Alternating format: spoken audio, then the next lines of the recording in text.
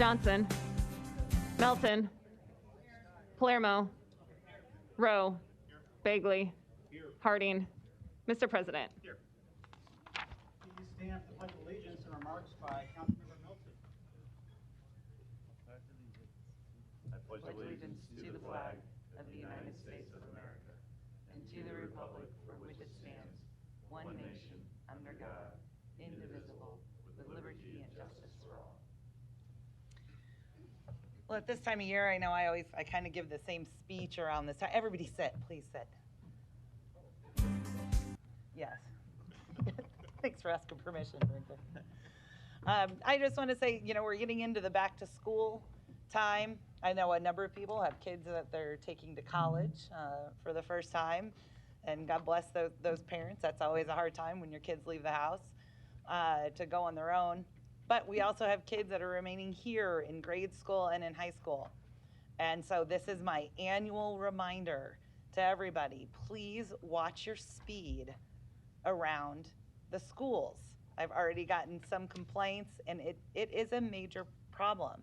We have had people come up and testify who have had children who have been harmed, and one even testified about a year and a half ago on another issue whose child was killed because they were hit by a car near a school.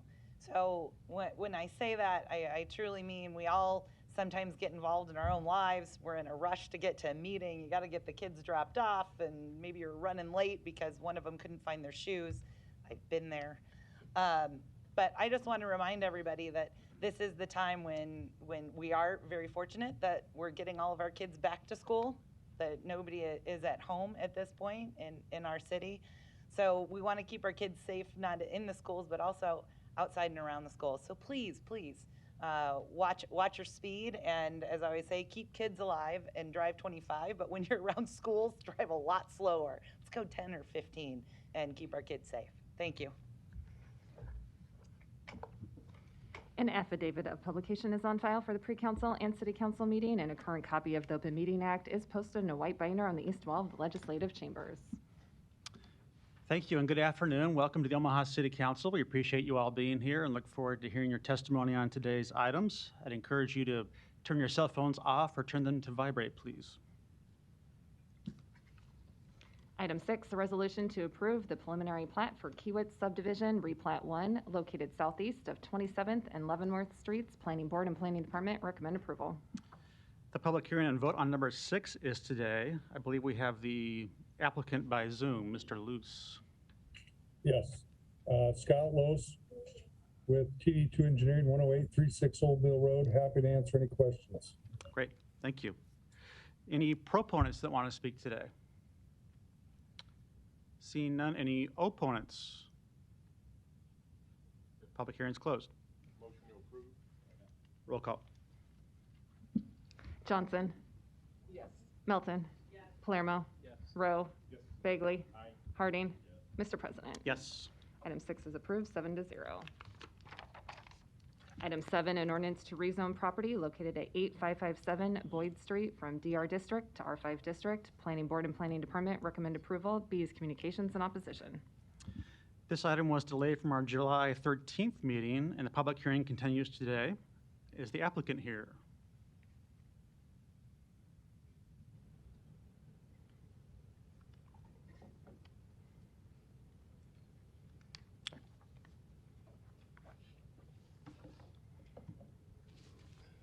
Just your name and address for the record. Sure. Good morning, Mr. President and members of the council. My name is Alvin Okereke, 9201 Franklin Street.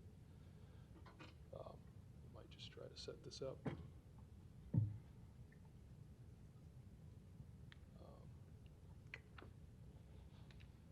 All right. I appreciate another opportunity to present this in front of you guys today. Once again, good afternoon.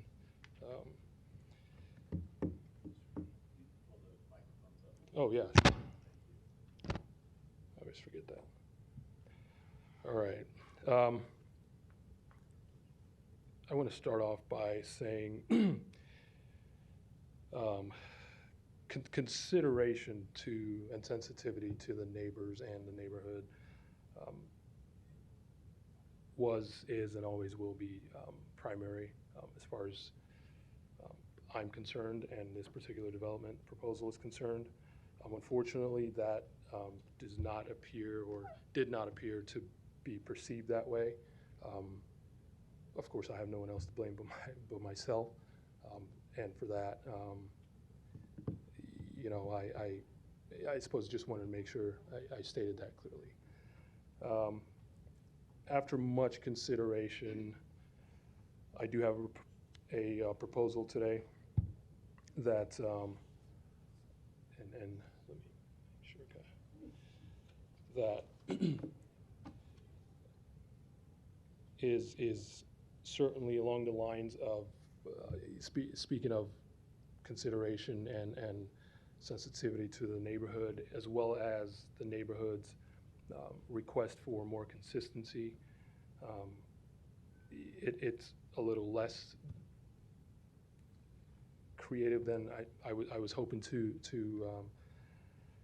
proceed with this project with, but it at least accounts for a lot of the issues that the neighbors have brought up and that we've discussed in length. First off is an example of, or essentially the existing zoning in the immediate area. I've highlighted our site, my site, and as we've pointed out in previous meetings, certainly predominantly low density R1, R2, R3s. Obviously this is DR and certainly within close proximity.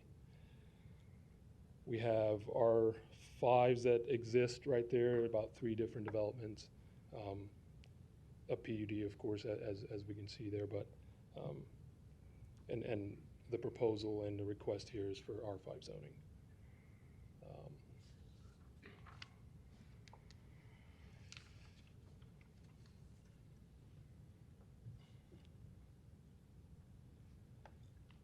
Just another visual to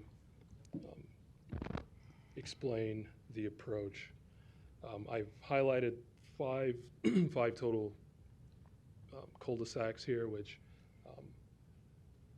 essentially are similar to what I am going to show you in a bit here, just to, again, with consistency in mind, try to create something that is similar to what exists, similar number of homes actually, as far as these particular ones are concerned, and you know, whatever characteristics that come with the cul-de-sac, of course, already exist in the neighborhood with a few areas of example here. And I fully expect that this would comply and will give a better idea of what we expect to move forward with on this site. There's again the site highlighted there. Just as a quick note to point out, I've sort of written down here the total number of homes that are within these 3 particularly. There are 19 homes on the northmost one, 20 in the middle, and 19 again on the southernmost. And what I've done is basically try to replicate, again, these cul-de-sacs and essentially show and mirror what we have on the north side of us here. And that's how we've landed with the proposal that you will now see.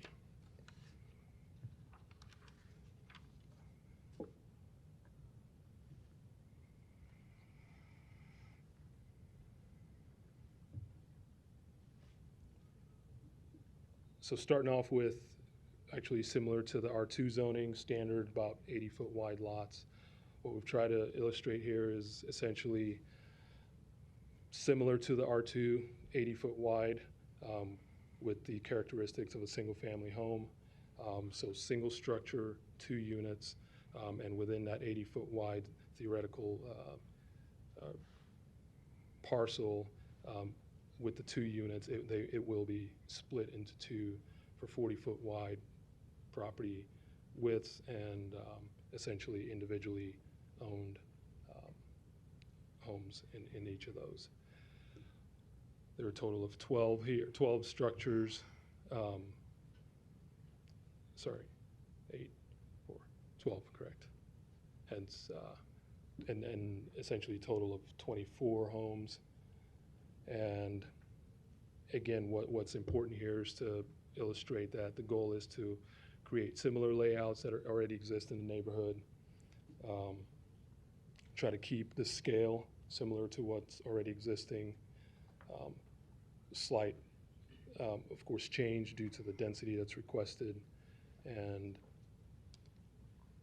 with consideration to, again, the points that were made by the neighbors, obviously standard sized streets.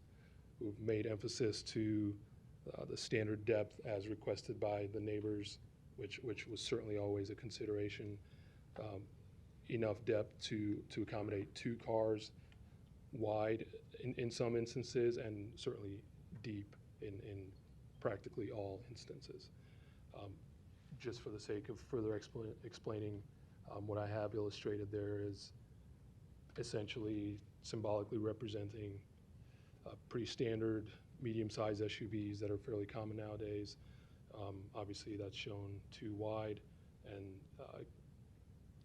able to accommodate essentially 2 deep. That is, again, this is a zoning request, of course. However, this will reflect what will be requested as far as the plat, although this is just a general site plan and certainly not a survey or a final plat. All that said, I'm certainly available and open for questions. Okay, thank you. And normally at this point, I would just call proponents and opponents, and I'll do that Sure. here in a minute because we have a continued public Absolutely. hearing. But since you're there and since this was laid over, I might just ask you a couple of things. Sure. Because this isn't my district, and part of the reason for laying over the application in the first place was just lack of detail amongst the neighborhood and not really knowing what potentially sensitive rezoning might do Of course. in the Keystone area. And as we discussed, it's not really realistic for anyone to think this isn't going to redevelop someday. And I think you are well-intentioned with your efforts here. And you are well-intentioned in coming to 2 neighborhood meetings we've had since, I think. But in both instances, didn't have any details further to show. And so I think neighbors are reasonable in requesting that detail before any kind of rezoning would move forward. And as you know, that's my position today, too. I'm a little surprised that what you just showed was not anything you showed to the neighborhood at those meetings, and not to me either. Right. So that makes me question it even more today, whether Sure. this is ready to move forward. And it's going to be my recommendation that this be placed on file for now, until and unless you can come up with more details and perhaps group a rezoning with a replatting process so we all are on the same page and can engage the neighborhood in that conversation on what this may or may not be in the future. So I just wanted to let you know that for now, and we'll see if folks have questions for you here in a minute. But I'll finish the public hearing first, then we'll come back to you. Okay. So to finish that public hearing, I'll request Sorry, did you- proponents now. Anyone else in favor of this today? Did you want me to respond to that at all? Or? Not yet. Not yet. Great. Are there any other proponents today? Seeing none, I'll take opponents.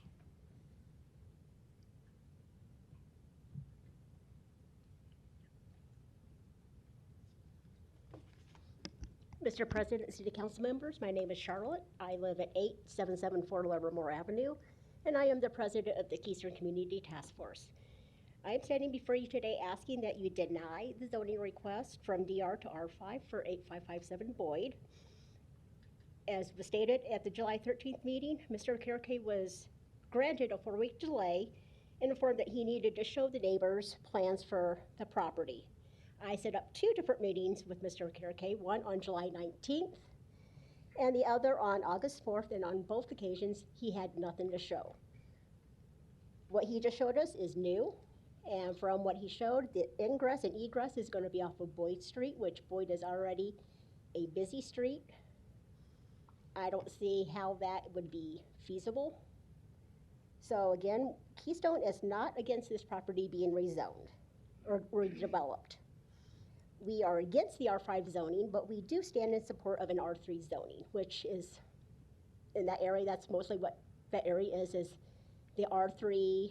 There's some R1s and R2s. We are single-family, standalone homes. And the other question I have is, if he does these duplexes, townhomes, does that have to be filed under an HOA where he's responsible for maintaining that property with the snow removal and taking care of the mowing?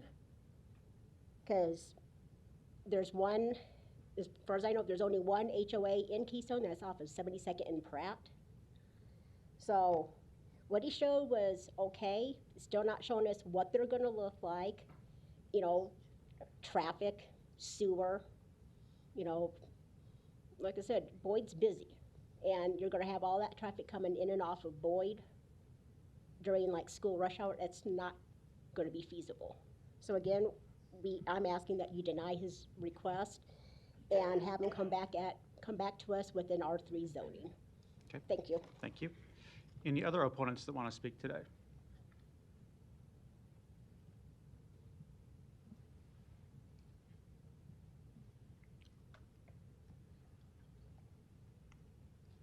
Hello.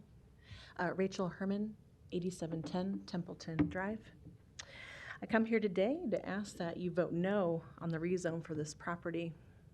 Mr. O'Kirky has had 2 meetings since the last city council meeting with Keystone residents and Mr. Festerson. In the first meeting, he did not want to speak about the project in front of cameras. He stated that he had a plan that he wanted to show us on paper, but would only do so if the news left. We never got to see these plans. Why would he not want to present in front of the cameras? It was decided to reschedule another meeting with no cameras present. I was unable to attend that second meeting, but heard that his presentation was underwhelming. I would think that if Mr. O'Kirky was confident on his project, he would have come fully prepared to the city council meetings and the Keystone meetings. If you were a developer, why would you not be excited to present all the details of your project when asked? It just does not make sense. Why wouldn't he openly share these details with us? A few days ago, he called our neighborhood president and made her aware that he would like to sell the property. If he is looking to sell, I am not sure why we are all here again today at this meeting for rezone. Now, I feel like he has 1 foot in and 1 foot out of the project. I would like to see someone who is fully committed and open and honest from the beginning about this project. Because of his unwillingness to be forthcoming with the details of this project to the neighborhood at our neighborhood meetings, and his lack of commitment, I feel his lack of commitment, I respectfully ask that you vote no on the rezone. Now, I'd prepared this statement before I came today, and then Mr. O'Kirky, I think you gave a very nice presentation of what you're thinking of doing, and I just wish you would have started this off with that, and I think we probably could have worked, felt that there was more transparency and that he was willing to work with us. And I think that would have been reciprocated. Please vote no on this. If he is going to come back to our neighborhood with any other projects, I would suggest that he starts the way that he did today. I think that looked pretty nice, and there's probably some things we might be able to work with that. So that's all I have to say. Thank you. Thank you. Any other opponents that want to speak today?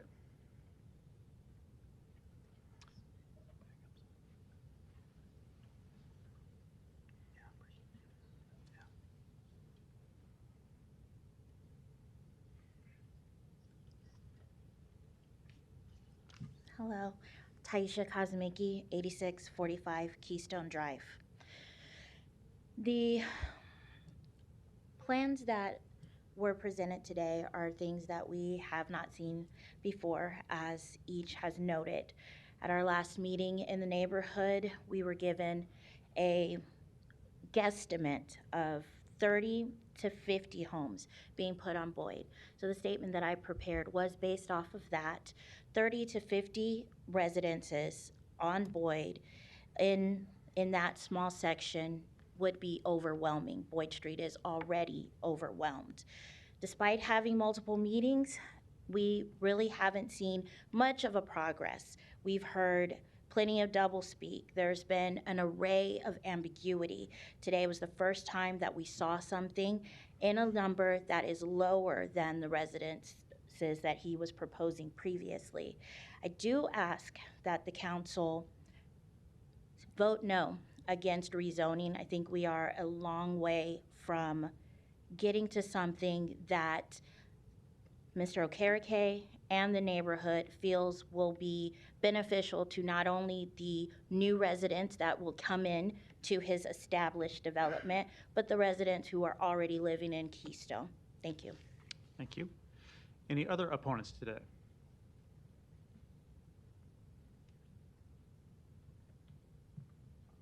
Hello, Cindy Keller, 8555 Boyd Street. Also on the property at 8553 Boyd Street and 4101 North 87th Street. Property at 4101 North 87th Street backs up to the property in question on the south and my home to the east. So I have a lot at stake looking at the possibility of an R5 going into that property. We have a single family home on 10 acres. We would like for you to say no today, of course. And our reason is similar to theirs in that we've not been presented with good plans. We feel that what he has proposed in general is overwhelming to the neighborhood, and we hope that you'll say no today. Thank you. Thank you. Any other opponents?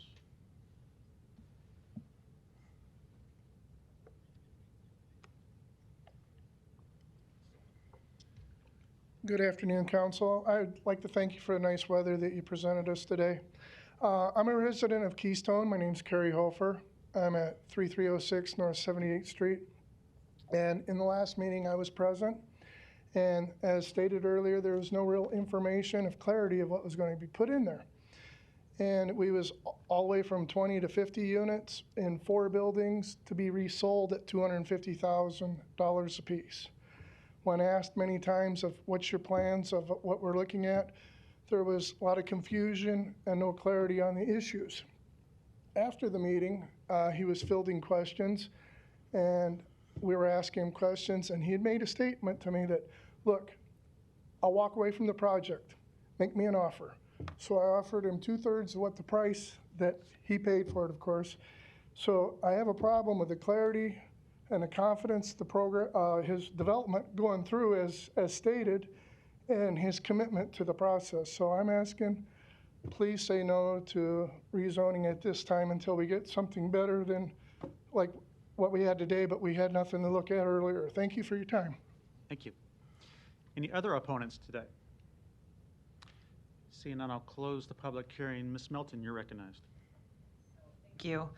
And I think that Mr. Okereke is actually very well intentioned. I think what he did is he wanted to come see what kind of zoning he could get before he put any plans together. And unfortunately, that's just probably, that's not what we like to see here. We like to see something we like to see a set plan so that the neighbors know exactly what they're getting. We're put in a position right now that although I liked the plan for today where it was 12 units, I think 12 duplexes, so it'd be 24, which I think fits the space and would be a lot better for the neighborhood, but I don't know if you need R5 for that. Again, I think what I would like to see is more plans, and instead of denying it, what I would like to do, like what Councilman Festerson recommended, but as president, he can't make a motion. So I would like to motion to place it on file. And what that means is, Mr. Okereke, if we were to deny it, oh, there you are. If you want to come up, you can. But what that does, if we were to deny it, you would not be able to reapply for 1 year. That's what it says. If we just place it on file, that means that we didn't approve it. But if you can come up with a better plan, if you can take this 12-unit idea and then maybe go back to planning, figure out what zoning you actually need, because maybe it's something less than what you're doing. And again, I leave that, the planning director doesn't want me to be able to tell you what zoning you need. But course. it sounds to me like since you're flexible with what you want to do, why don't you go back, work with planning on this new idea, figure out the zoning you may need, and then come back with more specific plans, what it looks like, pictures, landscaping, kind of so that the neighbors know exactly what they're getting. And I think that that's what's important. We do like to listen to the neighbors, but we want development. We don't want land to just sit there open because we want more development, and kind of a landlocked Keystone development would be really good here.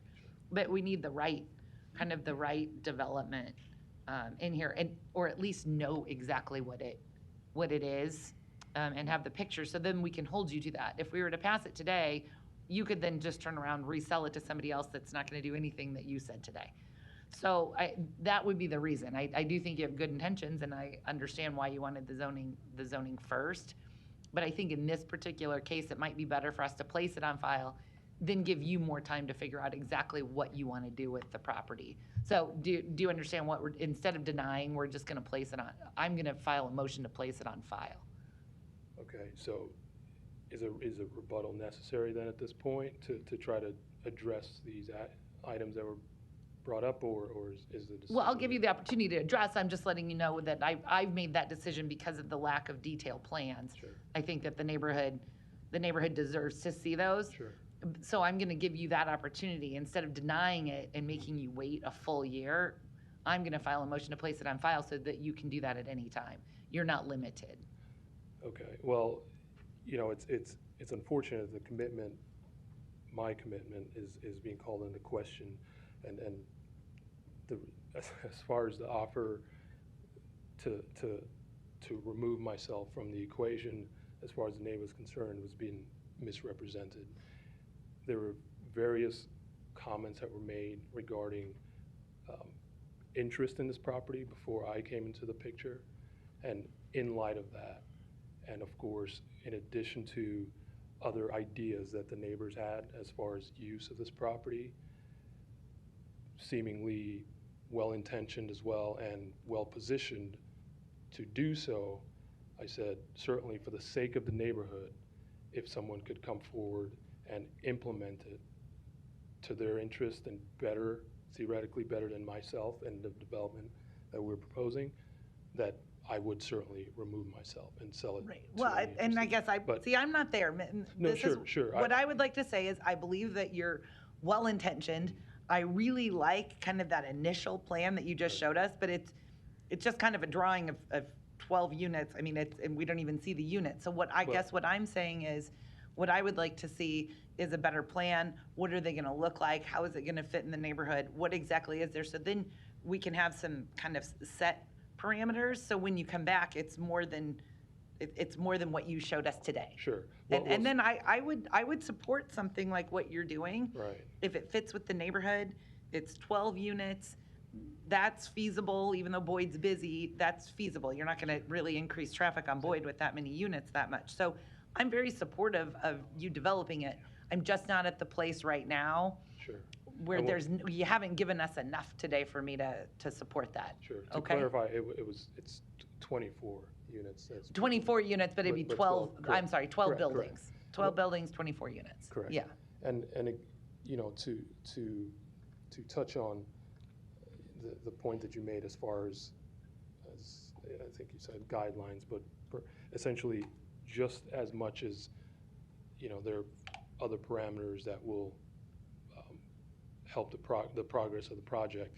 This is a parameter that I am requesting, and to have shared wall structures in R5 is required. So Okay. in addition to, I mean that's specifically the reason this is a request for an R5 zoning. is to No, have- I understand that, but maybe as your plans progress, that may change. So maybe once you have a Well, bigger. that won't change. That's the reason I presented this today. Okay, is well, I'm going to file a motion to place it on file unless you want me to do a denial, then you'll have to wait a whole year. You don't want to do Well, that, do you? that, I'll do a motion to place on file so that Sure. you're not precluded from coming back within the year. Sure, Thank you. thanks. Motion a second. No further lights. Roll call. Johnson. Yes. Melton. Yes. Palermo. Yes. Rowe. Bagley. Harding. Mr. President. Yes. Motion passed 7-0. Item 8, an ordinance to rezone property located at 4615 Davenport Street from R435 District to R5 District. Planning Board and Planning Department recommend approval. B is communications and opposition. The public hearing on number 8 was delayed since July 27th. We'll continue the public hearing today. The applicant, please. Mr. Albers, yeah. Name and address for the record. Chad Alvers. I own the property at 4615 Davenport. Thank you for having me. I don't want to take up too much of your time because I think last time I was on a Zoom call. I couldn't get out of work, so my wife was on Zoom and I actually was on a phone call with you guys. So I had a big speech drawn up of gonna bring in and talk to you, but I feel, like I just said, I don't want to waste a lot of your time. I know some neighbors aren't happy about rezoning this from an R4 to an R5. Really, all I want to do in the area is improve the Dundee area. I own multiple properties around the area.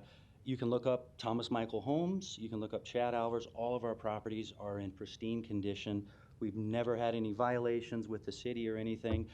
So with this property directly to the west of me is a lot that we are switching, which, again, too, from my understanding, I can have it an R4 and I don't even have to come in here. So I think the neighbors, they don't even want me to build anything there. But I think, from my understanding, I have already got the lot switched. I can go ahead and build a single family home, no problem. But what we're trying to do is switch it to an R5. The reason why is I feel Dundee needs some change. I know neighbors, I don't like change a lot. I know some people don't like change, but Dundee needs a little bit of change. And I haven't used this. If I put this in here, will this show up? Yes. Okay, is that? Okay, that's the front of my truck, and this is the alley that you drive through behind my property right there and the neighbor's property. You can barely drive through there. It's unsafe. There's more trash and litter. I mean, you get the idea. And then right next door to me, this neighbor came to me. He had people living in his garage. He had to put locks on his garage. He's got a camera there. You can kind of see with a sign. I'm not sure where the camera is. The camera's there somewhere to keep people out of there. It's weeded. And I do have to say, I just bought this property not too long ago. Mine is right to the west, and I do need to clean up my side. So I definitely do. And I will get to that. We just haven't. But when you drive by this, and you look at this here, this is that exact same alley right there. Beautiful grass. They're going to put in a nice fence. That is what they call the monstrosity that was built. This is just a duplex, actually, right back behind our property and up about 4. And then again, this is the same picture of that area right there. But when you get back here to the alley, everything's just, it's unsafe. I have a big truck, I can barely drive through it. So I'd like to clean all that up a little bit, and whatever we do build there is gonna match the Dundee area. It's gonna look good. And again, like I told you last time, I wish I could provide plans of what we would like to build there, but we don't even have any plans with that. All I want to really essentially do right now is keep our property separated for mostly tax purposes. And the house that we just purchased, I would like to keep that separate from the lot. And other than that, though, I want to keep, the neighbor right to the west of me's put a lot of money in his house. You can see it, he's got new windows. The last thing I want to do is upset him. I don't want to build something there that he's going to have to look at every day that is going to upset him. So I mean, that's by no more. It's not our intentions at all. So any questions they have, they can feel free to call me. My number's on my truck. I'll be happy to talk to anybody about it. But we just want to clean up the area and allow some other people to move into the area. Sometimes if you build a duplex compared to maybe a single family home, the average single family home in Dundee, my whole family sells real estate, is over $200,000, and you're not getting much. So to build a single family home right there on that lot, you'd have probably $400,000 or more, and that with today's building costs, I don't even know if you could do it for that. So I know some neighbors last time had mentioned about the pricing, getting priced out of Dundee. I don't remember who had something to say with that, but some of these that they did build kind of to the south of me, they are very expensive. But what we're going to do there is probably just eventually maybe a small townhome or a duplex that's going to fit the area, and hopefully won't be $450,000, something that maybe somebody can afford. But again, it could be 10 years down the road before we do something. But I would like to do something because I think the vacant lots in the area give other people a chance to get in there because it's such a dense area. brings more taxes for the city. Instead of just a lot sitting there, we get a property in there. More people to clean up the alley and just take care of things. And then more people in the area for the businesses. There's a lot of businesses in that area which are really good friends of mine. They're struggling. And we all know that from last year. So if we can get some more people in there, we're going to get some more taxes and more revenue and so forth. So again, I don't want to take too much of your time. So if you have any questions for me, I'll be happy to answer anything. Yep, we'll probably come back to you here in a minute. Okay. But for now, I'll ask for any other proponents that might be here today. Seeing none, any opponents? Yes. Thank you for being here today. As I gave you two pictures here. Just your name and This address. is Mr. Alvarez's property here. Sir, just your name and address for the record. My Yeah. bad. Yeah, no I'm problem. Rod Hamblin. I live at 4623 Davenport Street. I'm just to the west of this. As he referred to again today as a vacant lot. As you can see, this is not a vacant lot. This is a yard. As you can see, I know it's hard to see. With the one with the air conditioner here, you can see where there is a cement patio that is on both sides of this property. And behind this is a walkway that'll take you to the back alley where there's a fence. And also in the other picture, there is an outbuilding where the previous owners would store their lawnmower in, garden tools, or whatever they needed to store in there. We are not against it staying at R4. If it stays at R4, Mr. Alvarez wants to build something that's somewhat like what's on our street, we're not opposing that. What we're opposing is if it goes to R5, he can stand here and say whatever he wants, but it's already been approved here, and then it just goes to the planning board, and boom, it's rubber stamped, and we have one of those houses that's behind us that we don't want in our neighborhood. So I'm asking you to leave it at R4. Mr. Alvarez can still build on the property. He can still put a house that looks like the area that we live in and that we want. So I would like you to leave it at R4 if you please do. So that's all I have. Thank you. Any other opponents today?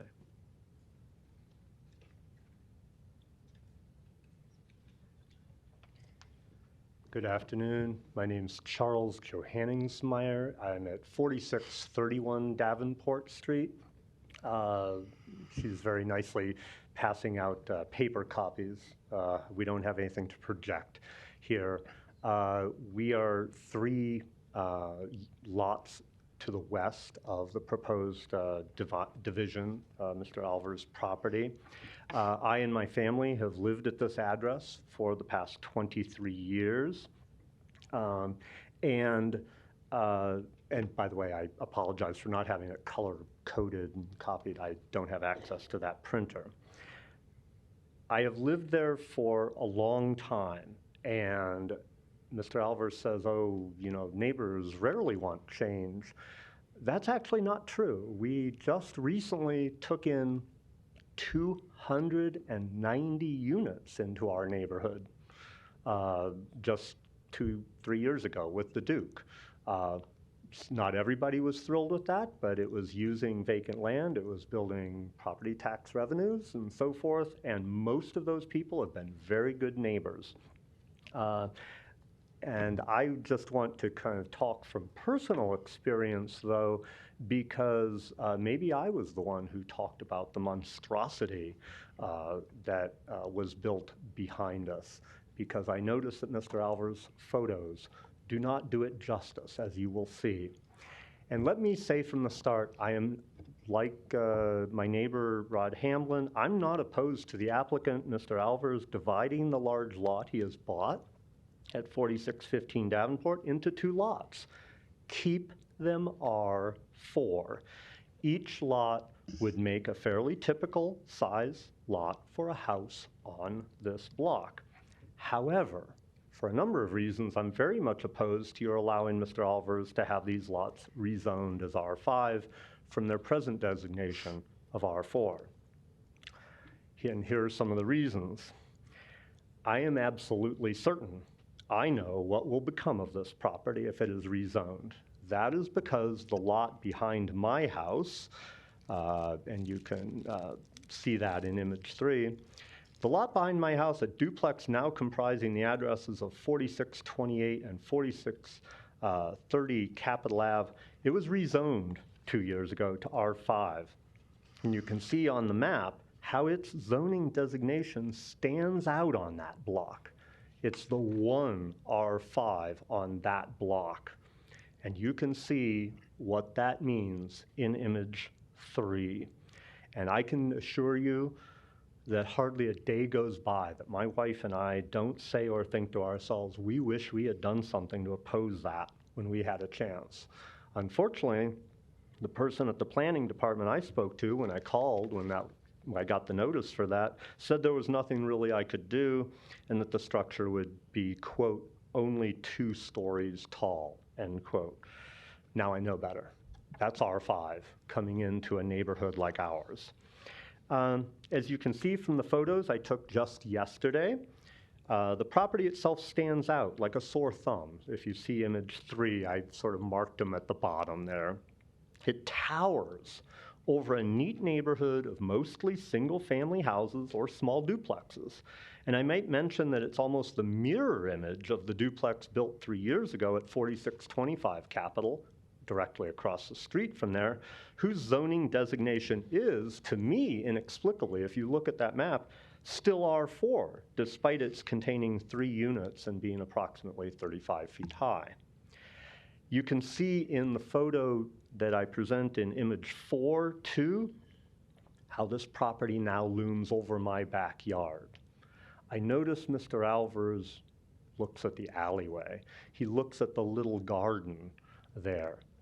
Turn that camera up and that's what you see. My privacy fence is no longer a privacy fence because I've got people watching when I'm playing in the backyard with my kids. They're looking out. It feels weird, right? Just people looming over you. And so that's what I'm opposed to. If he's granted this application to have the lot rezoned, I'm sure this is exactly the type of building that was the result.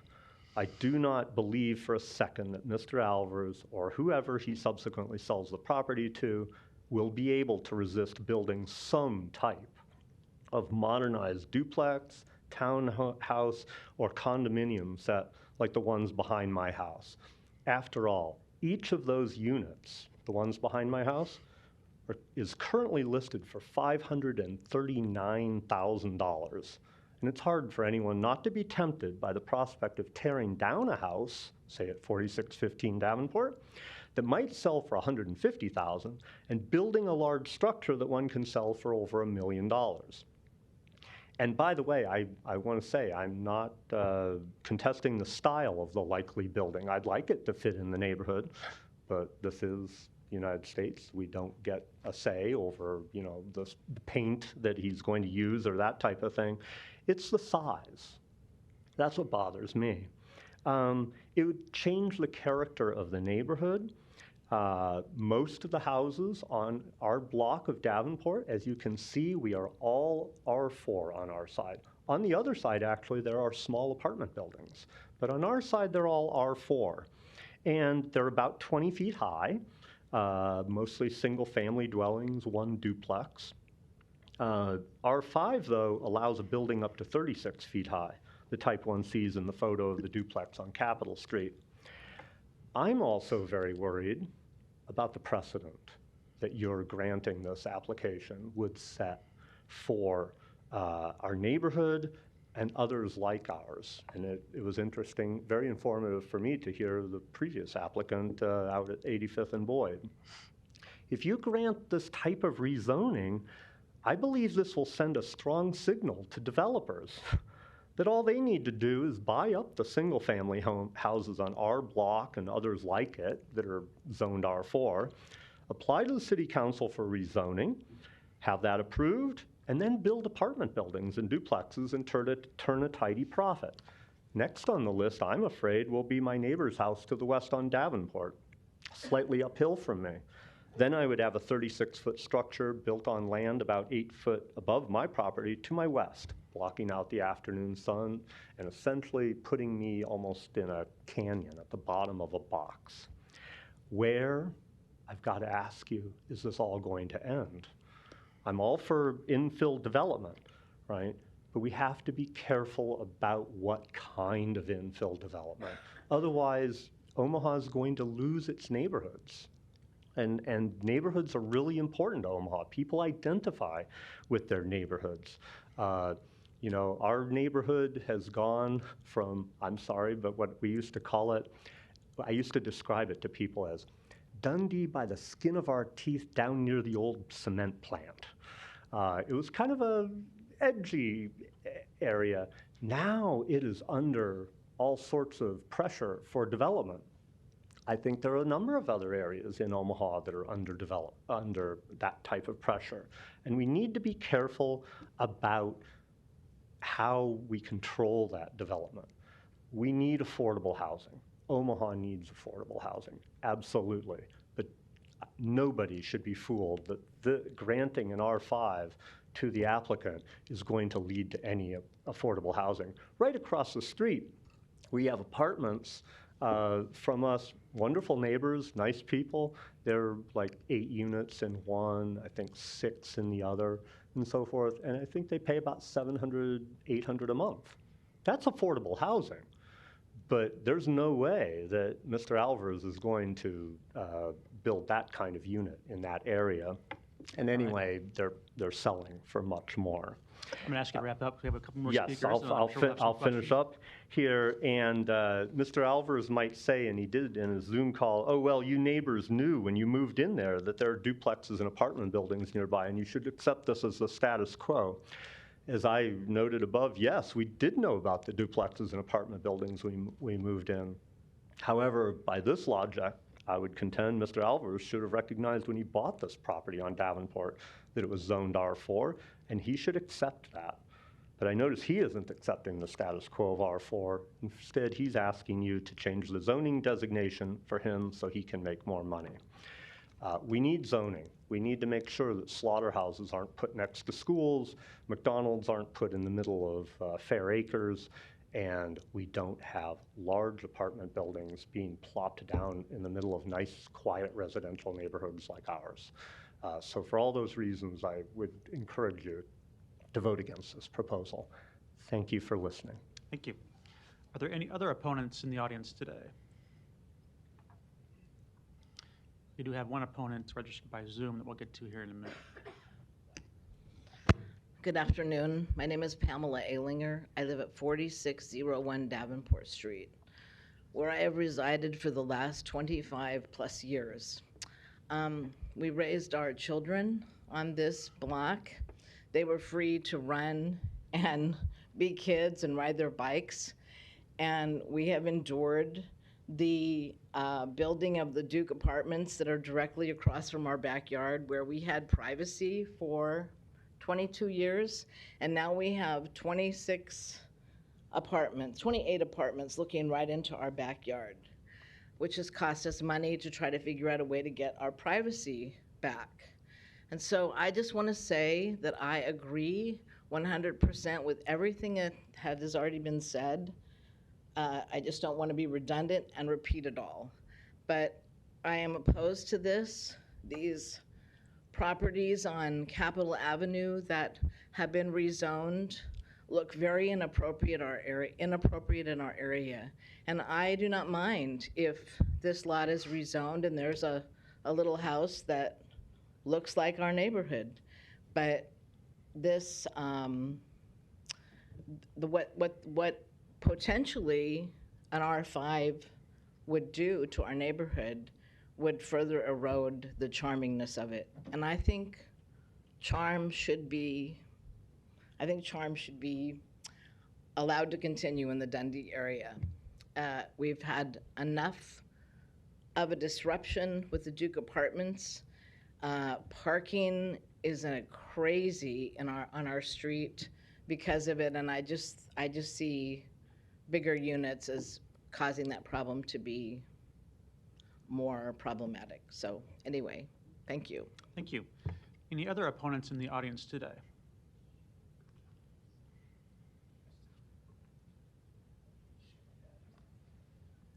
John Aylinger. I live at 4601 Davenport, and I oppose this change from R4 to R5 also because of what people have said. We've lived in this house for 25 years, as my wife had said, and there used to be like a little city or a little country road going up past, even with the cement factory. It was a little noisy at times, but mostly in the summer. But there was a lot of trees, there was a lot of little critters that lived over there, a lot of birds, a lot of wildlife, and it just was more like a little country road rather than now. We have cars parked all the way up and down the street. We got them parking all over the neighborhood, and there's just not a lot of, as you know, in any part of that part of town, there's not a lot of parking unless you build your own garage or your driveway to park on. And and now, like my wife said, there's 28 balconies that people are out, and it just feels like an invasion. And and when you're outside and it echoes up and down there like a big canyon because of all of the hard concrete, brick, and such on the buildings there, and it just doesn't quite fit. And we used to have sunshine every morning, and we had a nice view in the morning too, but now we look out our windows and we see brick, and we see people on their balconies, and they're nice folk, they really are, but 2 stories would have been much better. And 4 stories and it's even a little more that's closer to 5 stories if you really look at it and measure it out. Anyway, I oppose this because, as Mr. Joe Henningsmeyer said, there's 2 of them across the alley from him. They look quite modern and they're quite tall. You can see them from Dodge Street just driving up and down the street, and I would rather not have another one in our neighborhood. Thank you. Thank you. Any other opponents?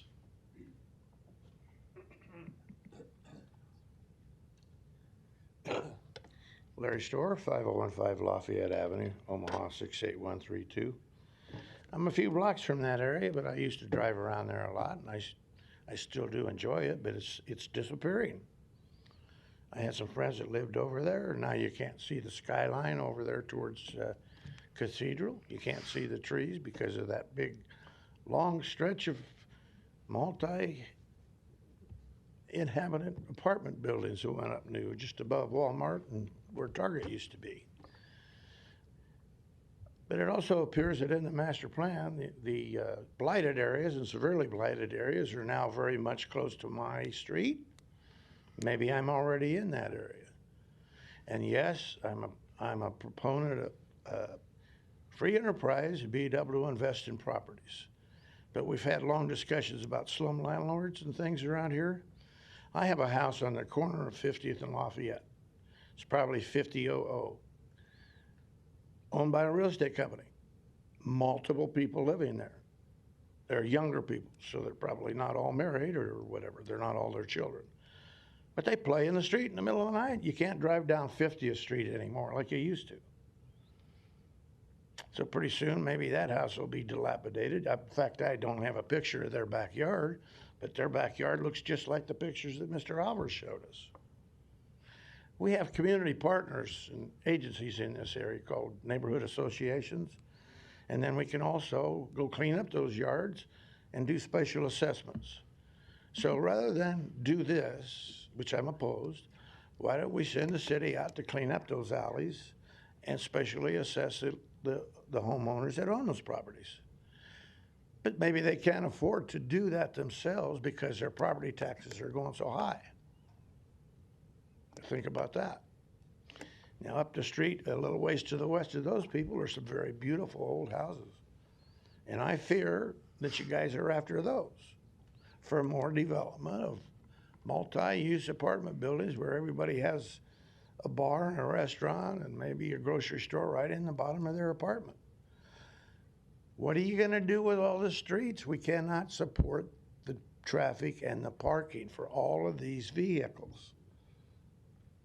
Dodge Street from Saddle Creek on, maybe both directions, or pretty soon everything will be dilapidated except the medical facilities. You drive people out, you let it run down, and then maybe you sell it to somebody for $5,000 and they develop it. They might be out-of-town developers who won't necessarily stay in Omaha, and they won't necessarily cough up the tax benefits that they get. But the point is, there's people like me that live in those areas right now that used to be able to enjoy their backyard and the view towards the east. So why don't we take some of these big buses, load up the neighborhood associations, and take them in to help clean up the back alleys and the backyards of these places instead of selling them off, letting realtors buy more of it up. Think about that. Thank you. Thank you. Any other opponents in the audience? Seeing none, we do have an opponent by Zoom, Mr. Chatham. We'll try and unmute you here in a second.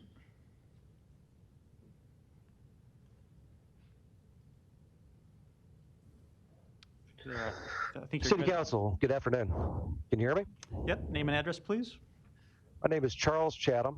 I live at 4611 Davenport Street, so I'm the neighbor directly east of the lot in question.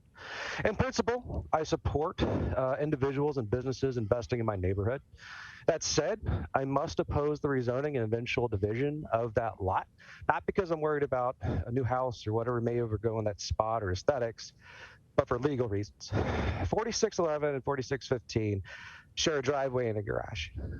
Holding this together is a very loosely worded agreement from 1992. Functionally, it might as well not exist. So there's no real legal teeth regarding how this area should be maintained, look, or anything. As a result, no meaningful repairs can be made to the garage and to the drive without both parties agreeing. And this has led to the garage falling into a serious state of disrepair. Now, I understand this is not the place to argue the how, when, or if anything should be done with that garage. But due to the extremely narrow lot Ward 42605 would create, it's unlikely that another garage could be constructed anywhere but conjoining to my property. Right now, that plot can support another garage if that's something that we come to an agreement needs to be done. I think it's a reasonable ask to resolve this issue before we make any further changes to that lot. Changes that will definitely complicate any legal actions moving forward. I spoke with Mr. Alvers about this. I even wrote something up, but he was unwilling to commit to any type of repair or demolishing the structure or really anything. And that's really all I've asked to do is for us to come up with an official agreement. So because the only thing that was offered to me was basically a handshake, I kind of have to force the issue. And right now it's probably the simplest it can be. But I feel like I have to do something right now because if I don't, I feel like that structure will continue to deteriorate because my hands are tied, or at best, the exact minimum is going to be done to keep it from being condemned. My principal fear is if this lot's split and I don't do anything, years down the line, it could become an issue for a right of way or something where, I can't make any changes to it. I guess what I'm trying to say is it's already complicated, and I'd really prefer address it now rather than have some changes made to that area to further complicate things. I think it's a reasonable thing to ask the city to at least postpone this action and further actions to that plot until we can clearly define what the eastern property line looks like. Thank you for your time. Thank you. I'm going to go ahead and close the public hearing. Mr. Bagley, you're recognized. Thanks, Mr. President. Mr. Fanslaw, can I ask you a couple questions? The approval that the planning board gave from R4 to R5, can you give a brief explanation as to why that was given? The explanation you gave me when I talked to you and Eric? Sure. Mike is, yep, there it is. Sure, yeah, Dave Fanslaw, City Planning. Planning board, so planning department receives an application. We did our report. And we forward that report onto the planning board. The request really is, in our eyes, pretty simple. R4 zoning and R5 zoning are both low-density residential zoning districts. So a request to go from R4 to R5 in this case here is master plan compliant. I think it's important to note that this one site, it's one lot, up until 2007 was 2 lots. And in 2007, those 2 lots were administratively combined to create the lot that we see today. The site development regulation, maybe I'll expand on what I told you the other day, but the site development regulations as far as setbacks and height in R4 and R5 for a single-family home are exactly the same. 5-foot side yard setbacks, 25-foot front yard setback, and a 25-foot rear yard setback. We've been told that this one lot, the applicant wants to, again, go back to what it was prior to 2007 and take one lot and create two, which we can do administratively. The issue with the R4 zoning at that point is R4 requires a 50-foot lot. So right now this site is only 98 feet wide. So we couldn't do that administratively unless the applicant or property owner went to the Zoning Board of Appeals for a waiver of lot width. So if it's rezoned to R5, there can be two 49-foot wide lots that both could house a single-family house. So one more thing, and then I'll probably entertain more questions, but with a 49-foot lot, which would be legal in R5, you can't put much else on it or anything but a single-family home. Thank you for that. And I appreciate you and Eric taking the time last week to kind of walk me through that to make sure I was clear on it. And I want to thank my colleagues for allowing me to lay this over so we can have this discussion today. And you don't have to come up, Mr. Alvers, but the two comments you made were, one, that you showed a picture of that alley, that you want to be a good partner with your neighbors. And I think that pledge that you made here to make sure you clean that alley up, I think that would go a long way with your neighbors. Certainly, I would feel that way if I lived in Dundee up in that neighborhood. And I talked to several of you on the phone. And first, Rob, where are you at? Rob, I had a nice, you don't have to come up, but I appreciated talking on the phone. And I want to apologize for stepping on your foot back there when I was talking to Ms. Ruiz, and I stepped on your foot, so I apologize for that. But I had a good discussion with you and listening to what your concerns were. And I just wanted to, again, thank my colleagues for letting me walk through that process as someone that's new on the council and how that works. So I got my questions answered, and I just, again, want to, and congratulations on your retirement from UPS coming up in the end of the month. So that's all I have, Mr. President. Thank you. Okay, thanks. Thank you, Mr. Begley. Mr. Harding, you're recognized. Thank you, Mr. President. Most of the questions I was going to at least have stated for the record have been answered. I wanted to, I was also going to engage Mr. Fanslow to just remind or state for the record that whether it's R4 or R5 zoning, the height restriction is the same at 35 feet, and the setbacks are the same for both R4 and R5, and both are still considered low density.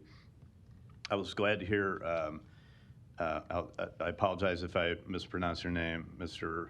Johanningsmeyer, but I was glad to hear you say that it wasn't the architecture that you were maybe concerned that it might be similar to the one at 4628 Capitol, because as you stated, it's we all have different tastes, and if it's properly zoned and we want to build something that's to code, then we have the ability to do that. So I wanted to make sure that that was also stated. As it relates to the neighbor to the east on 4615 with the shared driveway and garage, I don't know that that's necessarily an issue that is going to weigh on my decision for the rezoning and for the two lots. But something that I'm sure Mr. Alvers and so on, the neighbor can work on. Mr. Alvers, if you want to come up, please. Come up to the podium, please. And you'll have to state your name and address again, please. Chad Alvers, the owner of 4615. Charles, to the east of me, I mean, him and I have talked, and I thought we'd become pretty good friends. And when I bought this property, the garage, he is right. It is in probably disrepair. We're going to probably demolish it, maybe try to repair it, but it's, building costs are so expensive right now, we're not gonna do it right now. Okay, so I'm sorry to interrupt, but as I said, I don't think that's an issue that we're going to decide here today, and it's not part of my Right, it decision-making has process. nothing to do with Okay, so with the lot. enough said on that. You guys No. can figure that out You bet. later. Thank you. Thank you. No further lights. Is there a motion? Ms. Melton, you're recognized. Thank you. And I think there's a difference here. I guess, Mr. Albers, could I have you come back up real quick?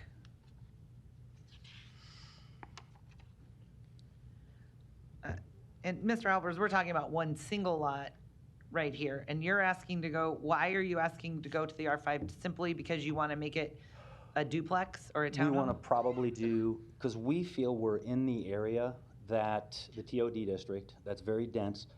25% of the homes in a 10-block radius of that, 25% of the homes in a 10-block radius are, I don't know if they're zoned R5, but they're multifamily. They're apartments or everything. So we're in the area that's where Well, all of I that know. is being So, built. but I just want to get to my question, because I mean, I understand you don't have if we had what you were going to build, it might be a little easier, if we had the Right, details, and right. it might, even for the neighbors, and you're not required to do that, because in all honesty, going from R4 to R5, this is nothing like the last case, Mhm. where we have something zoned DR, Correct. and they're asking to go to an R5, which is something completely different. But right now, we just have one lot, and we're talking about one house. We're not talking about the difference between 50 units and 24. We're talking about just one. So One why do I- building. And your setbacks are exactly the same, and your height's exactly the same. But I think what the neighbors would feel a lot better, because when I do look at the picture of that, kind of that big tall, and I think the reason it looks so tall is because of the grading. Mhm. It's the one built on Capitol that they Yeah, were I know that referring one. to. Yep. When I look at it, I mean, it really does stick out, but I think it's because of the grading. That's got to be And over 35 And feet. it was built, well, that's what I said until Mr. Harding, who knows more than I do about don't these know. things. The way it's graded, it is only 35 feet from the grading, but it slopes down, so it really towers over everything below it. It doesn't appear that you have any grading issues on yours. It looks like completely flat land. That sits on the top of the hill, yeah. So you wouldn't build something that overtowers because you're still limited to the 35 feet. Limited to 35 feet at R4. So you or can't even- have something that towers. Mm-mm. And I think that's the difference. But I also think it might make the neighbors feel better if you were to show what you were gonna build, so that maybe it's not just an eyesore in the middle of the street. I understand that, but I think my feeling would be, I bought this property with the intention, knowing that it had 2 lots to it originally, it did and everything. I don't see why I have to present them with anything, because it's my lot, and if I want to do something with my property, I don't understand why I have to do that. And I don't want to upset them, but. Well, I understand, but this is what I want to tell you. You're asking for a zoning change, so that's when the neighbors do get to come down, and they do get to have a Right. say. And And so, they have their point, yeah. and if I could just offer you some advice, when you kind of take that attitude, and I understand, I'm one of the biggest property rights people Yeah. sitting here, as an attorney and my belief in the Constitution and your right to your property. However, we also do have zoning laws for a reason, so that we just don't have chaotic planning. And so there's a difference between property rights and then going to the point of chaotic planning. So not everybody that owns property gets to do anything they want, whenever they want, whatever, to their property. Well, Now, one of and the- I'm speaking right now, so Okay, just, sorry. and I just want to say, but when you take that attitude, then there is kind of a distrust with the neighbors, because now when you just say, it's my property, I get to do what I want, well, it kind of discredits them when you tell them, listen, I've lived here, I want to be a good neighbor, and I want to build something that's good in this neighborhood. So I think that's kind of the difference I see when you have, a developer or somebody that wants to build that has set plans and that can present it. No, you don't have to, but sometimes in order to get what you want, sometimes it's a good way to do it. You're right. And so that's all I'm saying. I don't think it's different, but when you bought the property, you also bought it at an R4. And so really, I think you could do what Mr. Franzlaw said, you can just divide up the 2 lots and have R4 on each one, because you bought it that way, and if you want to have 2, you absolutely can. But if you want the R5, sometimes but you gotta take a couple extra steps, and then you have this public hearing, and then we get to decide, Right. you know, whether or not you get that change or not. And I think I do share in some of the neighbors' concerns, and we've dealt with this a couple of months past where we had, and forgive me, I don't remember the neighborhood. I think it's in Mr. Begley's district again. But we had, there was a neighborhood where they were wanting to change it to go from all these single-family homes, and then it's a duplex. And what the neighbors came down and said, no, we don't want to alternate single-family home and duplex, and it was changing the neighborhood. And so I think what your neighbors are telling you is they're starting to see that too, and they really would like to kind of keep it in the single-family range. They want to keep the feel of the neighborhood. So that's where, as much as I agree, yes, you can do it with your property, but I can't just tear down my house and build a duplex either. You know, I'm not allowed to do that, and my neighbors wouldn't like it if I did, and rightfully so. And by the way, for all of you, when you live out in West Omaha, typically all the houses that are behind you tower over you, and you have your neighbors you look into each other's backyard. So I have the same thing, but it's a good thing I have a lot of good neighbors, but they all, you know, tower kind of over me because of the grading. But I agree, an apartment building is a little extreme. So I think if you could maybe, I mean, what I would like to see is if you could maybe at least just take the effort to show the neighbors just a preliminary drawing of what you would like. It might make them feel better. I can do And that. it might be better. It might make us feel a little better in giving it to you, because what Mr. Harding is saying is, listen, R4 and R5 isn't that much different. Well, could you show us? Could you actually show us what you want to build, just a general concept of what you're looking at, so that maybe they know it's not going to be Architecture plans, or, I mean, what do you want? I mean, even just something basic of, here's kind of the idea and the look, Okay. and am I going to have a duplex one on top of the other? Are they going to be a townhome next to each other? Is it going to look like one house, but it's really two? I mean, I think those are all the things that the neighbors would like to see, and I don't think it's too much to ask. I can do something like that. That's sure. all. That's all I'm saying. Yeah. That's where I'm coming from, because, you know, I agree with you. I'm likely to approve it. I would just like to see. It's my opinion. I'd just like to see just something more than nothing. Then okay. Right? Yeah. Just something more than nothing. Sure. Okay. Okay. Thank you. Thank you. Any further comments or motion?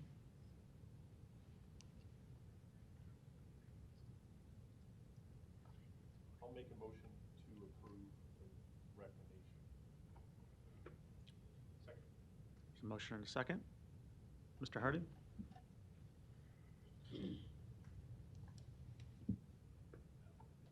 Okay.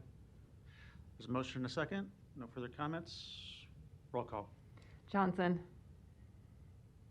Yes. Melton. No. Palermo. Yes. Rowe. Yes. Bagley. Aye. Harding. Yes. Mr. President. Yes. Motion passed 6-1. Item 9, an ordinance to rezone property located at 1116 and 1120 North 40th Street from R5 District and R7 District to R5 District. Planning Board and Planning Department recommend approval. Public hearing on vote on number 9 is today. The applicant, please. Seeing none. Are any proponents on number 9? Any opponents? Seeing none, public hearing is closed. Ms. Johnson. Yes. This is for planning. Mr. Fanslau.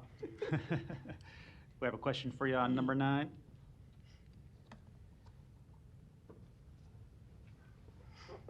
Excuse me. Hi. Yeah, Dave Fanslow, City Planning. Thanks. Can you explain your rationale for the recommendation to rezone this area? Well, sure. I mean, it's in our report. It's going from, it's split zoning right now, because the lot configuration on that corner is very odd, so it has split zoning. It's R5 and R7, and so they want to combine those two, because one building site has to be within one zoning classification. So we received the request, because that site has split zoning, to go from R5 and R7 to R5 so they can construct their project. and it's designated as low-density residential in the master plan. And much like the previous case, R5 is low-density residential zoning. So will this have the potential to have multiple units in it? R5 allows for duplexes and townhomes. That doesn't mean that every lot that's zoned R5 can handle those types of buildings, because there's, much like we talked in the last case, there's site development and regulations. So there's building setbacks, building coverage maximums, impervious coverage maximums. So, we're taking a site that has half high-density residential zoning and half low-density residential zoning and rezoning to low-density residential. Thank you. You're welcome. Thank you. Any further questions or a motion? Motion to approve. Motion a second. Roll call. Johnson. Yes. Melton. Yes. Palermo. Yes. Rowe. Bagley. Harding. Mr. President. Yes. Item 9 is approved, 7-0. Item 10, an ordinance to rezone property located southwest of 162nd and Ida Streets from R4 District to R5 District. Planning Board and Planning Department recommend approval. B is communications and opposition. Public hearing on vote on number 10 is today. The applicant, please. Council members, John Blumenthal on behalf of New Street Properties, 1700 Farnham Street. Thank you for your time today. We have a rezoning request from R4 to R5 because I'm sure you guys want to hear another. So New Street Properties is the real estate investment division for Alan Logier's family here in Omaha. We're proposing a 172-unit villa townhome project at 162nd and Ida. I can never do this. There we go. Wrong way. We'll get there. I'll start bringing my teenagers with me here. Okay, so we're there. Let's try that way. Perfect. And we're requesting R4 to R5 to permit us to construct essentially fourplexes. So we could construct multifamily on the site as R4. This is to make the property available for fourplexes. Give you an idea of what we're looking to build here. And as we'll talk about in a second, we've attempted to make this as consistent for fourplexes with the with Stone Creek neighborhood as possible. This land was previously owned by the Archdiocese for a proposed church once upon a time. The Archdiocese does not intend to build a church on that property anymore. I did want to read into the record a letter from the Archdiocese, and this was written to the planning board, so I guess I'll just give you some highlights from this. But they had more than 3 offers for the property. Excuse me, they had 3 offers for the property. They said, we received 3 offers after marketing the property. We chose New Street based on their ownership and reputation to put together an ethical business plan for the property. I might add that we selected New Street even though that they were not the high bidder for the property. All 3 bidders were proposing a similar type of development that New Street is proposing. New Street's proposal had the least density of the 3. So our project, again, the Archdiocese did want to see, knew that a project was going to be built on this site, wanted to have some element of control over what was going to be built, was comfortable with New Street and the project that we are proposing. We've had numerous in-person meetings. Actually, I take that back, we've had 2 in-person meetings with, we had an additional Zoom meeting with the neighbors. We've had significant discussions with the HOA and their attorney who is here today. We've agreed to make a number of changes in relation to the neighbors' concerns. We told the HOA would be happy to go on record with those, so if you'll allow me to go down the list. We are going to locate the pool and clubhouse away from the exterior as per the site plan that we showed originally. And by originally, I mean earlier, just a few minutes ago. The townhome design will closely reflect the Stone Creek neighborhood, and that includes 1,000 square feet of each building will have a stone brick exterior. That color will match the adjacent neighborhood as much as possible. We're going to include roof shingles that are a weathered wood color to match the Stone Creek neighborhood. All the siding will be James Harding siding. We're changing the color scheme to a warm gray. And so, as you can see just from the siding, that will incur some significant expense that we're willing to take on. We're incorporating a prohibition on boat and RV storage into all rental agreements. We'll place 2-inch blinds in all windows. We're going to include a 4-foot high black fence along a portion of 162nd Avenue. And per the neighborhood, so we're just talking a black fence. Unfortunately, it doesn't translate that pretty, but something along those lines. And then the fence will be along the red shaded area along 162nd Avenue. Again, that fence is going to increase the cost by about $40,000. So again, we are trying to take the neighbors' concerns seriously. We're willing to do some things at significant expense for the neighbors. Bless you. Lastly, I lost my notes here. There we go. Everything got buried in the paper. We're going to include a landscaping plan in excess of what the city requires at 162nd and Bowman Avenue. That will include 21 2-inch caliper deciduous trees and 18 6 to 7 inch tall evergreens.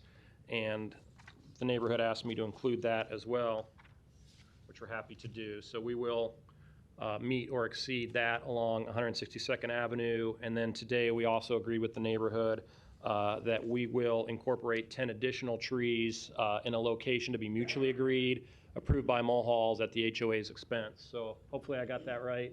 Okay, excellent. So we think we've worked hard with the neighborhood and we've addressed the majority of their concerns. There are some comments in opposition to which I'd like to respond. First of all, with regard to notice, in addition to the 300-foot notice that the city provides, we provided a 500-foot notice from each corner of each intersection of the project back in early March for the same reason that I don't like hearing those arguments. We do try to provide as much active notice as we can, and we did here. So if somebody didn't receive notice, it's certainly not for a lack of effort above and beyond what the city requires. We did that in early March. We had a meeting, our first meeting with the Homeowners Association was March 15th, which was at the height of COVID. Not easy to find a place that would let you meet in public, and we still did that with some precautions in place. So we believe we've tried to reach all the neighbors that we can. In response to traffic concerns, there are always traffic concerns with a project like this. At 172 units, we don't feel that that's a significant number to cause alarm for traffic. This planning department did not require a traffic study, nor would we typically do one for a under 200 unit complex like this. This project supports the city's master plan. We need to expand affordable rental options in all parts of the city, including Northwest Omaha. And so we'd urge the council to consider what's in the best interest of all the city, as opposed to a few neighbors who did write in opposition. That said, again, I think we have reached an agreement with the HOA for what I've read in. And again, we're happy to construct this project. We think it's going to be a great project for Northwest Omaha, and we're happy to answer any questions you have. Thank you, Mr. Blumenthal. And what you read in the record there is intended to represent your discussions with the neighborhood, so you wanted to have that on the record, but that's something you would probably put into the actual agreements later on in the process? Councilman, it's a good question. We've discussed that. Frankly, we discussed the HOA would have preferred covenants. Covenants, we think, give us too many problems with saleability down the line, and we're talking 15, 20 years down the line, because if something wants to get changed, it becomes much harder to amend that down the road. But again, the Logier family and New Street Development is going to be before this council and other members. We think that they're a longstanding member of the community, and so we wanted to at least show some good faith that we're going to do what they say they're going to do, and the Logiers have a history of doing that in this city. Okay, thank you. Are there any other proponents that want to speak today?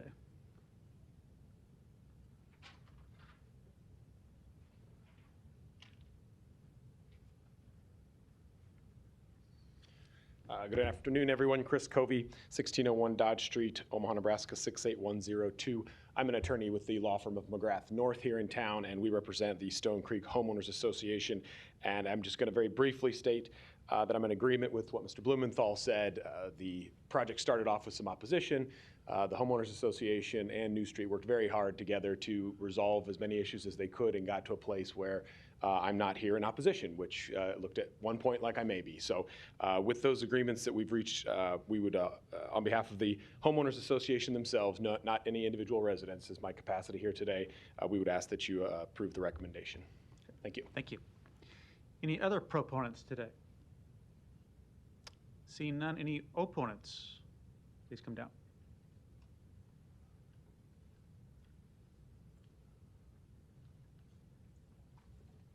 Hi, good afternoon. I'm Kelly Peterson at 6860 North 166th Avenue.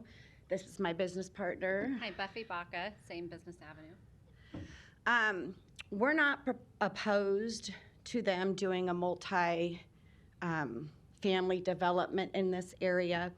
We have been concerned not about 162nd Street. We've been concerned about 166th Avenue, which is the road that goes into our business, which is Legacy School and Camp Legacy. We've met several times with the city planning department and have had to work with zoning and zoning issues, road studies, road development. Our biggest concern with this, and we have emailed PJ Butler, City Planning, we have emailed Ryan Haas with Public Works, we have met with New Street Properties via email, phone calls, and Zoom meetings, and none of our concerns have been addressed today, and they're real concerns. So if you look at the site plan, we're talking on 166th Avenue. We have an 11-acre commercial property that services, during the school year, students, private school students in pre-K through 6th grade. We have over 50 staff members, so we'll have easily 200 cars go in and out of that road on 166th Avenue each day. During the summertime, the 10 weeks of summer, we run Camp Legacy. We service well over 1,000 campers throughout the summer. It's a very well-populated camp, and it's a very well-known area, Northwest Bennington area, Northwest Omaha, Bennington area. Now, when we had our property developed, the city planning, the road traffic study said that we were to only have one entrance into our property, where a lot of schools have, an entrance in and an entrance out. That was not allowed for us. And now if you look at the site plan, those are fourplexes where I thought originally they were duplexes. So if those are fourplexes, that's for 12 families, and there's 6 driveways going into this teeny tiny road that is the entrance of our business. So number one, a concern is congestion. Number 2 is parking on the street. And number 3 would have to be that, I lost my train of thought, I apologize, but just the congestion. If there's parking on the street, what is that gonna do? Oh, the third problem is that if they're constructing on 166th Avenue, what does that mean for our business? We absolutely cannot afford any road closures whatsoever. Our business is open daily, Monday through Friday, from 7 a.m. to 5:30 p.m. It's a school, it's a summer camp, and I would just like those, don't know why our concerns were never addressed by New Street Properties. We've not been answered by the city planning department, and I think these are real concerns for this area. Thank you. Any other opponents today?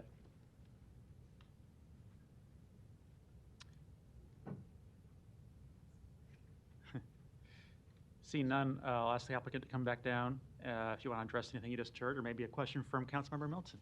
Yeah. Who is recognized. Sorry, I was wondering, I'm like, if I recall, I thought that those townhomes were flipped around. Yeah, they are. So Okay. a couple of things. Again, John Blumenthal, 1700 Farnham Street. So I want to say first and foremost, we have reached out to the school as well. I thought we had a dialogue going When we heard. So don't talk I'll to address, each other. I apologize. I'll address we thought we had a dialogue John, going. you must add something because I know you changed the plan. So we put did, the we did plans back change, up. if you look here, there was initially 4 units facing, 3 units facing 166th Avenue here. As what you see here, we've moved inward and away from the street so that isn't to specifically to address the school's concern. We did include the school on our Zoom call and other discussions. Frankly, having not heard anything in the last month or so, we didn't realize or didn't appear to think that we had any other significant concerns. I will say 106th Avenue is a public street. We have no plans to shut it down during construction, nor could we. So don't anticipate any real issues there. But again, we'll continue to talk to the school, but we believe moving those units inward there, Councilwoman, as you suggested or indicated, we think that was done to alleviate some of the concern of the school. Thank you, John. I knew that we had actually talked about that in conjunction to the school, so that's why I wanted to make sure that got put on the record too, that you had changed those plans and flipped those around. Correct, and specifically for the school. And I think it might have limited, did it reduce some of your units right there? We took out 4 units there, 1 building, 4 units there. Okay, thank you very much. I appreciate that. Well, and you know what, and John, I just want to say that, you're kind of the 3rd or 4th one, and one of the issues that I had today is just kind of the lack of any detail, that I like to see at least something of what someone's intentions are, and I want to see this development. You went so far as to initially, from the initial meeting that we had, they were very modern. It was a very modern design, which, personally maybe I really liked, but the neighborhood across the street wanted it to look different. And although New Street does have the legal ability to do what they want on this property, if they own it and they get the zoning, your design should be whatever you want. But I appreciate the amount of time and effort that you spent because you wanted, even though you could, you decided you didn't want to. You wanted to work with the neighborhood. And I think the amount of work, because even as of last week, I'm not so sure the HOA was completely on board, and the two of you continued to talk and work it out. So this is why I really like this amount of detail. You made significant concessions, and even if you were to sell it, I know that there was some concern about not having covenants, but really everything that you're doing is already going to be built. You've already made all the changes. So other than, the RV elimination or 2-inch blind requirement, everything else will already be there because it's being built in. It's where you're placing the clubhouse, the look and the design, the roof, the siding, everything that you've done, and moved a lot around, and again, gave up some units in order to appease the people around you. So I just want to thank you for a well-thought-out project and the amount of time and effort that you put into giving all of us the details in what you wanted to do, which is why, if nobody else has anything, I will make a motion to approve this. Appreciate that. Thank you. Thank you. There's a motion and a second. I'll close public hearing. Mr. Palermo, you're recognized. John, if you could come back down, please. Sorry for the running back and forth. I was going to try to grab you. So this might be, we know he's coming back down, right, for name and address. He's good. Just do it for the record, please. John Blumenthal, 1700 Farnham Street, Omaha, Nebraska. So maybe minor, but a couple things have jogged my memory from seeing your Exhibit A to somebody who was opposed different exhibit. Going back to your letter from the Archdiocese, originally you said the Archdiocese had picked you, or your company, even though you didn't have you had the least amount of units or something in the middle? Correct. The least density, the least amount of units of the 3 proposals to purchase that they had. Okay, so for the record, you said that, but were them different drawings that you presented to us in Exhibit A? No, so Exhibit A, the Archdiocese hadn't seen a specific plan at that point. Okay, so I it's didn't want to I don't want to misrepresent anything there, but they knew conceptually what we were going to build without specific drawings or specific.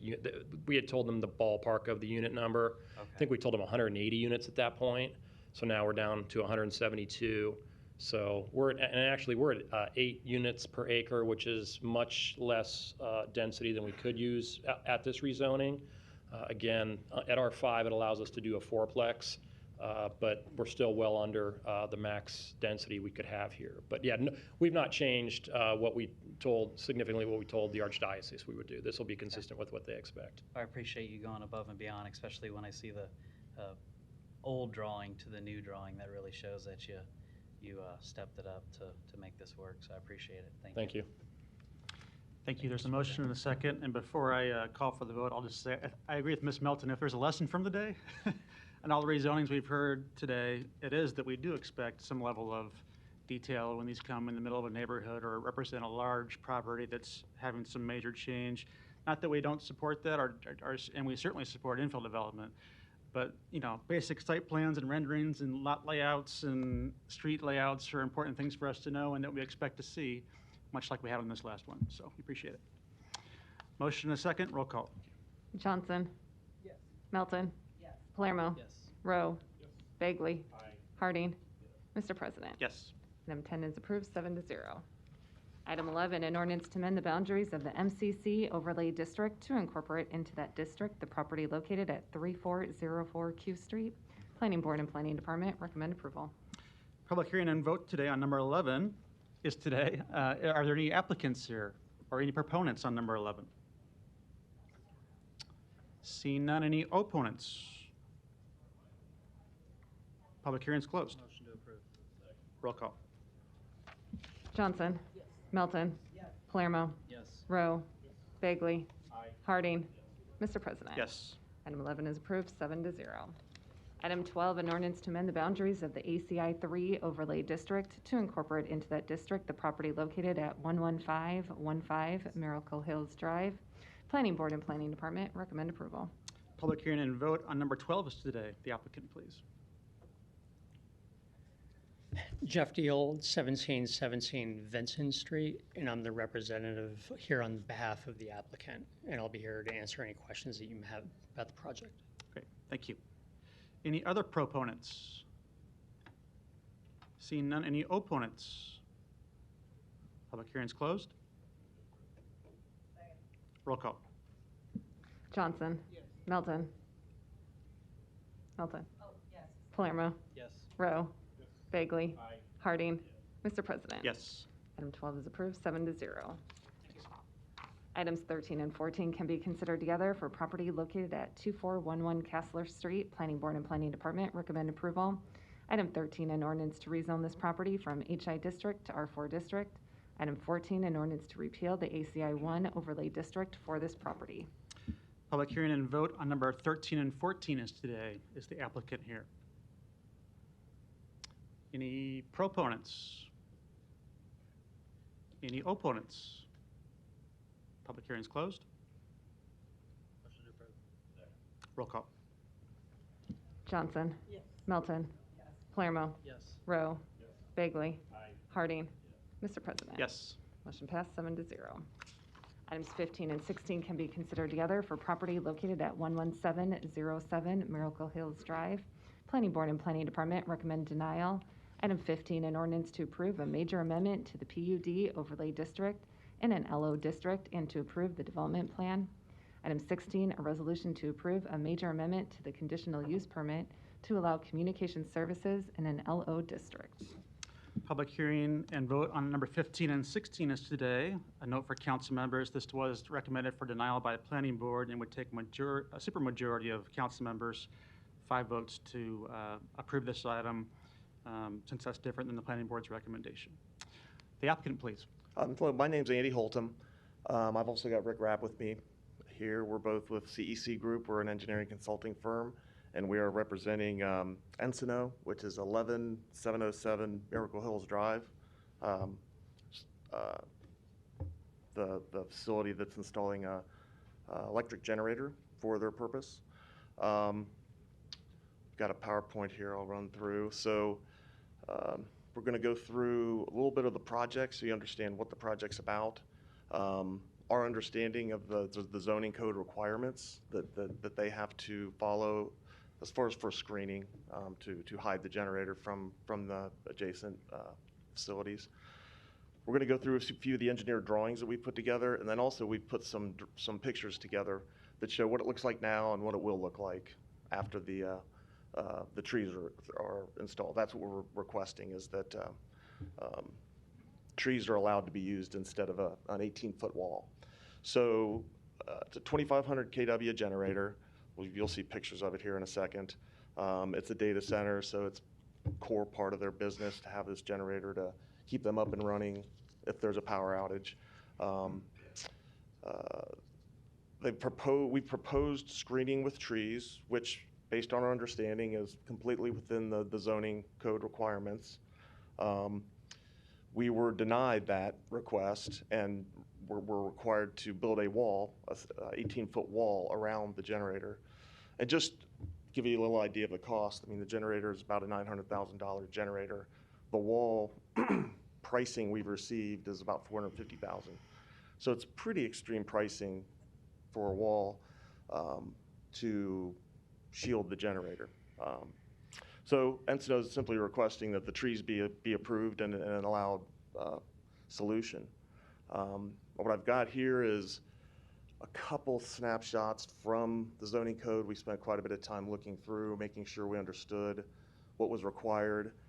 I've got 3 or 4 slides after this with all the detail, but I guess the high points are defining that this equipment falls within these zoning codes, and that ultimately a 6 feet high opaque barrier, evergreen trees, is an acceptable screening solution to hide the generator from the shrining area. I'm going to skip through the next few codes, but if anybody has any specific questions, we can go back into those. So here's a picture of the facility. The generator is being located right here in this kind of red square. We've got engineered drawings that were submitted, and I've got a few existing and proposed drawings. So right now, this is the building. The generator's right here. These are the existing trees that are there. What we're proposing is to put a number of additional trees in that will completely shield it from the neighbors and the roadway. This is a drawing of what it would look like.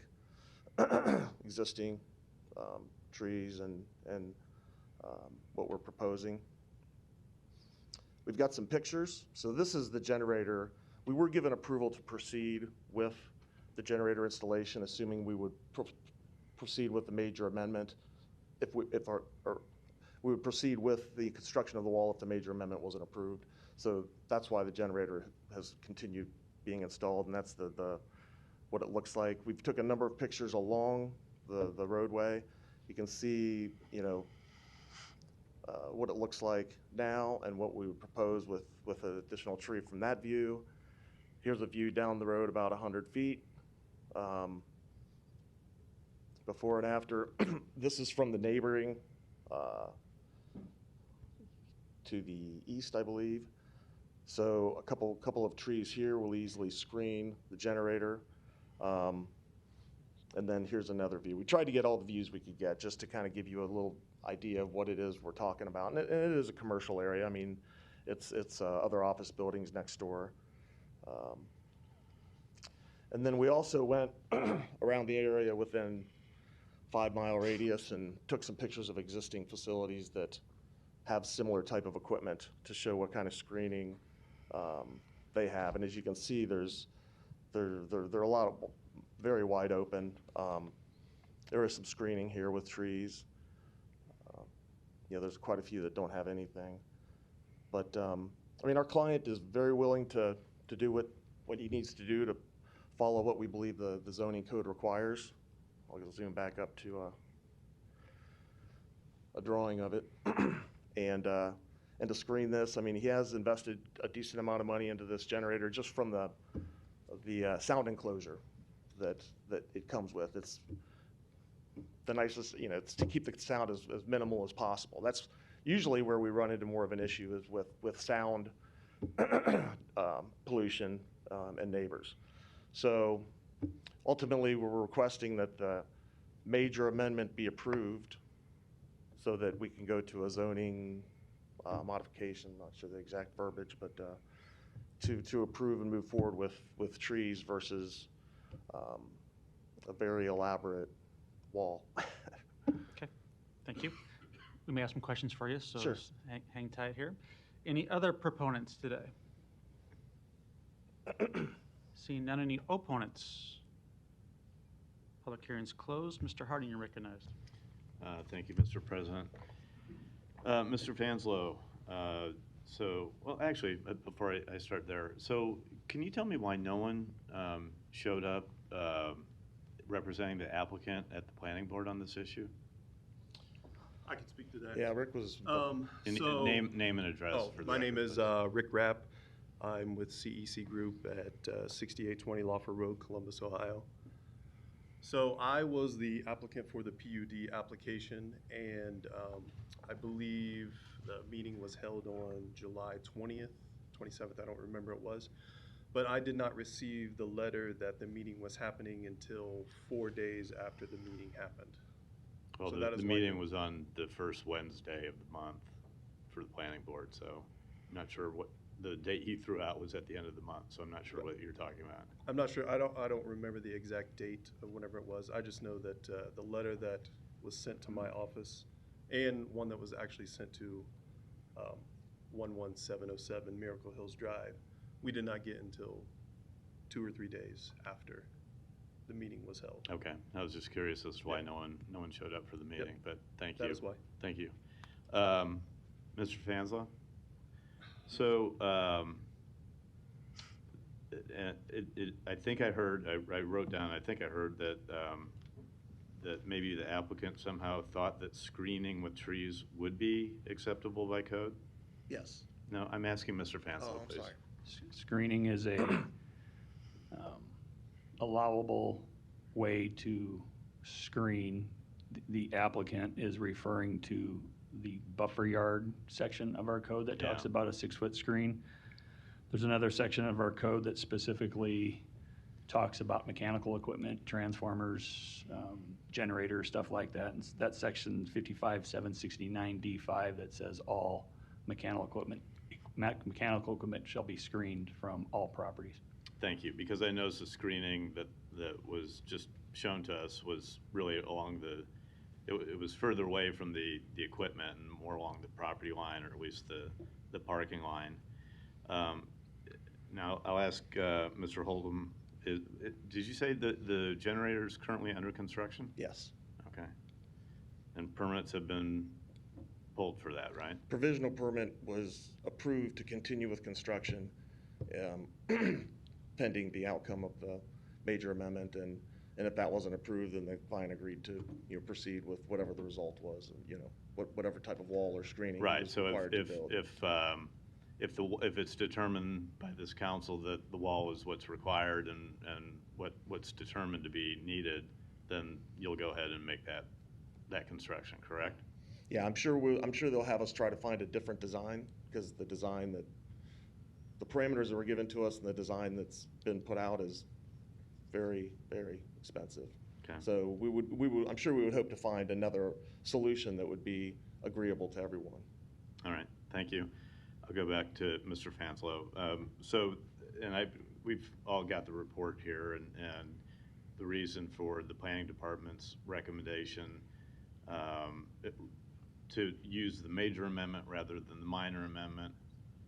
If you wouldn't mind, just for the record, kind of walk us through that a little bit. Sure, yeah, Dave Fanslow, I don't have that report in front of me, but Sorry. that's okay. We received a request, an application for a minor amendment that did not meet what we thought it should be. We looked at the site. They applied for the minor amendment. We approved it on May 20th with the conditions that it be screened with a wall and that it fit into the neighborhood. I mean, it's a quality business park, trying to protect the integrity of that business park and take the neighboring neighbors into consideration. So we approved that minor amendment on May 20th, because we thought it met the code and what should be there with the PUD that's in place and the assumed conditional use permit for a data center in that zoning district.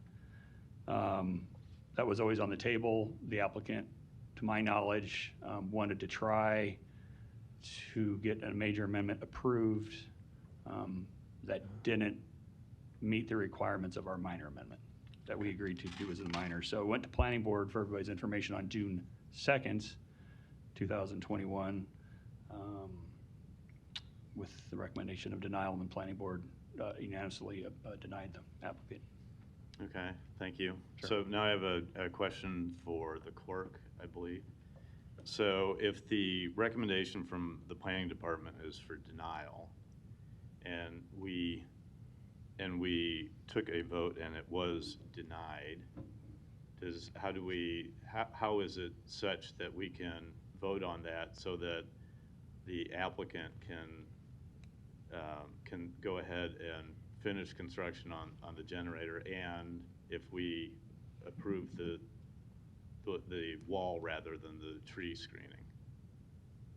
I think that's more of a question for the law department, because if you made the motion to deny, it would just take a vote of 4. So to get that a better route probably sounds like maybe an amendment.